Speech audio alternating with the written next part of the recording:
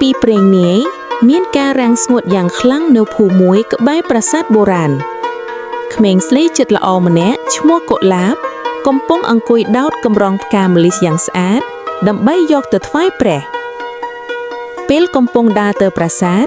កុលាបបានឃើញលោកយាយចាស់ម្នាក់មើលទៅហត់នឿយនិងស្រេកទឹកខ្លាំងណាស់ចៅអើយយាយស្រេកទឹកណាស់យាយដើរលេងយំមិនហើយដោយចិត្តអាណិតកុលាបបានប្រគល់ទឹកនិងកម្រងផ្កាដ៏មានតម្លៃរបស់នាងទៅឲ្យលោកយាយដើម្បីឲ្យលោកយាយបានសប្បាយចិត្តលោកយាយសូមពិសាទឹកនេះចុះហើយកម្រងផ្កានេះសម្រាប់លោកយាយដែរ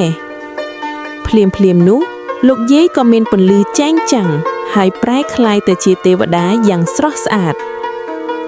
កុលាបចិត្តរបស់ចៅបរិសុទ្ធនិងល្អណាស់